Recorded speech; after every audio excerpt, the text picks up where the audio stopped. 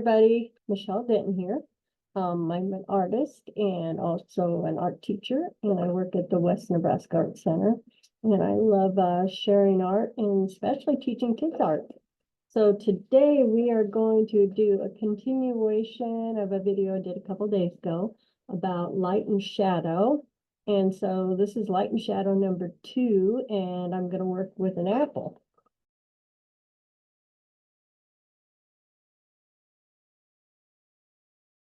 So I bought some apples the other day and I thought, well, it's kind of hard to visualize when you just worked on doing that sphere and adding the highlights and the cast shadows and everything to make something real look like that.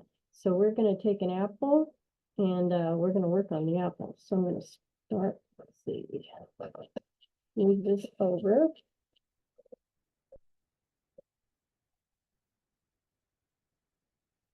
So I took the apple that I bought out to the park and I set it. It was a nice sunny bright morning and I set it on a cement bench out there.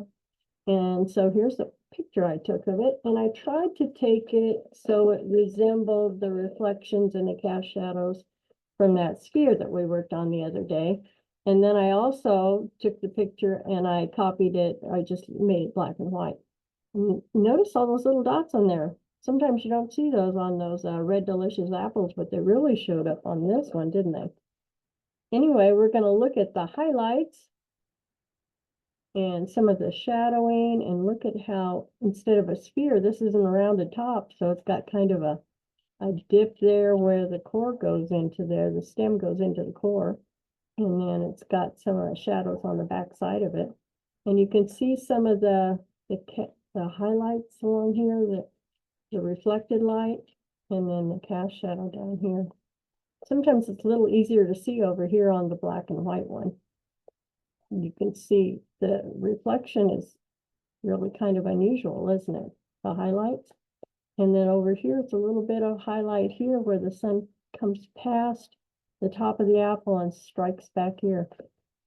So there's a little bit of highlight on the back side of that apple. So here was the sphere that we drew the other day.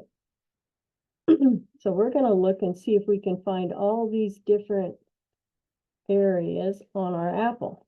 So you can see the highlight and the mid-tone, and then the core shadow, that deep dark shadow. And there's a little bit back in here too, a deep dark shadow.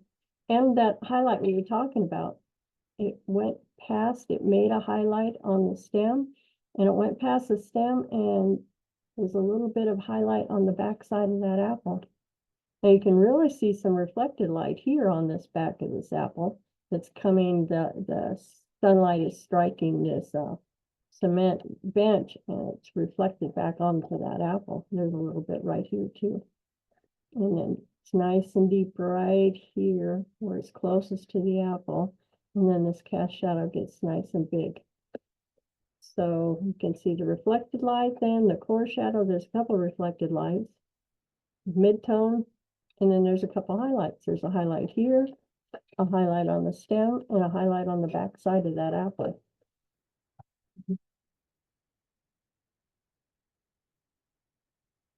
So it's a little bit different when you're looking at it in color. Sometimes it kind of fools your eye, yeah, and it's harder to see, but you can still see the highlight. You can see the highlight on the stem. You can see it on the back side of this apple. The mid-tone's a little harder to see right around in here. And you can see that core shadow a little bit down in here too, and a little bit right up in here too, where it's really nice and dark. And then some reflected light. You can see the reflected light pretty good right here on the back side of this apple, and a little bit right down here. Now, apples are not smooth at the bottom, especially a red delicious apple. They have like those bumps at the bottom, so you'll have to take that in consideration. You'll see that reflection kind of comes up there a little bit. And then you've got your big old cast shadow right there. Nice. So when we're drawing it, you can start with a circle, and then you're just going to have to look at the shape of your apple. Dips in a little bit there, Comes around where that bump is. And then at the top, kind of a little uneven at the top even, isn't it? And it's rounded right there. Kind of hard for me to draw at this angle, but you get the idea. Then I'm going to make it go, make this that dip, and put the stem in there. And you see it's a little wider at the top there where it came off of the branch of the tree. And I'm going to make that shadow. And then you've got your cast shadow. So see, it comes, it's a little circular right there. And then it does bend in just a little bit right there. And then come out around. Now I can't get it all on here because I don't have a big enough page. But and then I might want to just kind of mark in there where that highlight is so I don't forget. And then you've got one back there too. So you get your apple ready. Then I've already shaded one on this side.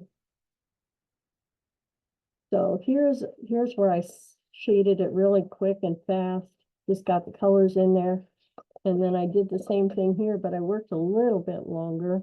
Now, if my hand is rubbing right there, I might want to protect my drawing area because my hand can really smear that pencil drawing. Now, I've gone in and I tried to look at this apple and maybe this one too, and see if I could get all the reflections and stuff in there. Now, you can make it a lot nicer and smoother sometimes if you hold your pencil like this and then use long strokes with your whole arm. Now, to make it really smooth, I've got this blending stump, and it can go from something rough like this to really smooth everything out. And use that blending stump. And you can even see that it picks up some of the pencil itself. And you can almost color with it, like I could make a mark right there with that.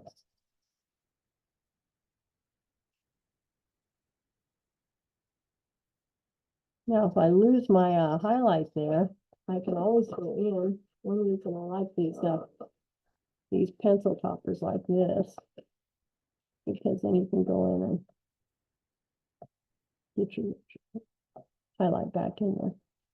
And I might look and see if I can lighten up a few areas a little bit.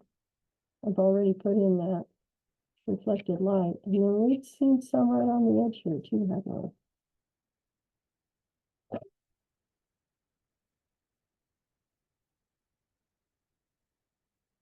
Now, if I pick up too much there, I can always go take that blending stone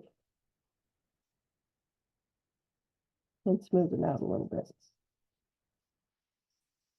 And if the side of your apple gets a little messy over there. So another thing is when you're erasing things, you can see how I can get some pencil on the end of my eraser. If you just take a paper, you can just kind of like rub it off so it's nice and clean. Then you can go back and clean all these areas with your pencil. Now, I had noticed on this reflection down here, this black and white one, see that little stem is even reflected. So I had enough room here on this one that I added the stem in there.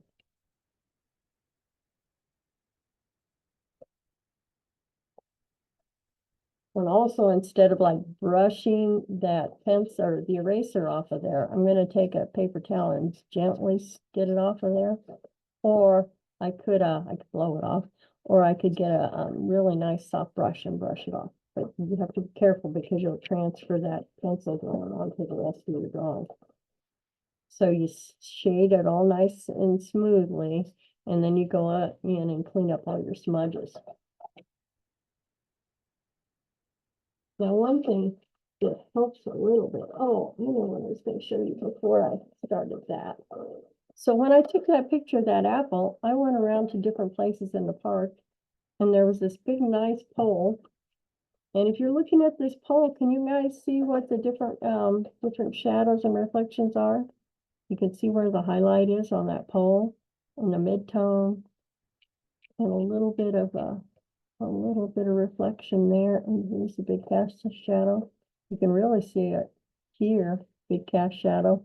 Kind of hard to make that out, but mid-tones right in there, and then your core shadow. And then there's even a reflection, or I mean a cast shadow from the pole that goes up onto the cylinder.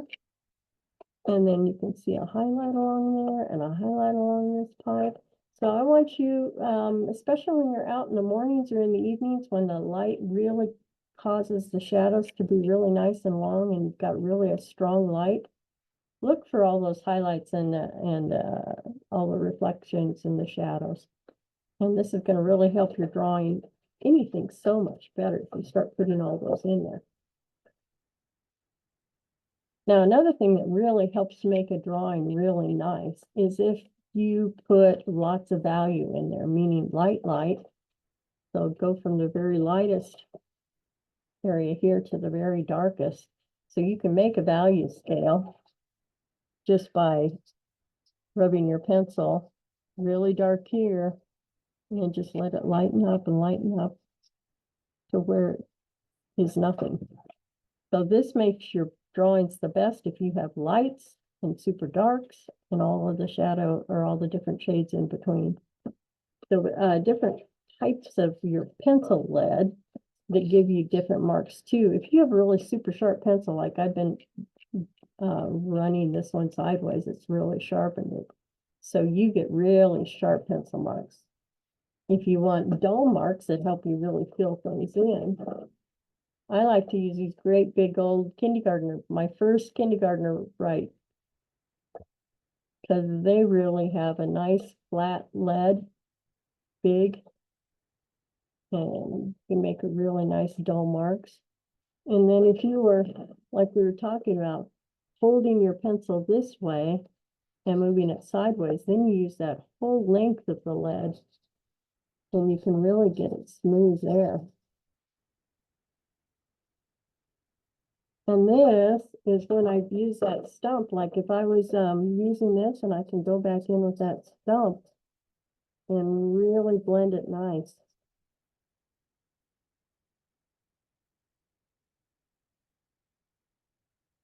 Or, like I said, you can use a paper towel. It's not quite as good, but pretty nice.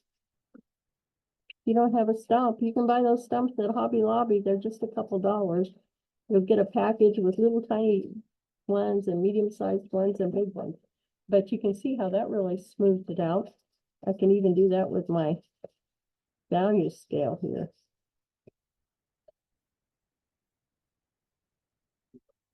And then, of course, I've got all kinds of lead on there, so I can use that to shade things too. So I want you guys to be out there looking for all kinds of different things. So I want you guys to work on doing apples, doing pears, peaches, all kinds of different things. Frogs, everything has a highlight and a shadow. At the end of this today, I would especially love to thank our sponsors that take care of us and help support us and give you guys the opportunity to have art in your classroom. We are sponsored by Nebraska Arts Council, the Nebraska Cultural Endowment, the National Endowment for the Arts, and Scottsbluff Public Schools. So I hope you guys all thank these people that bring you great art videos. And I'll see you next time.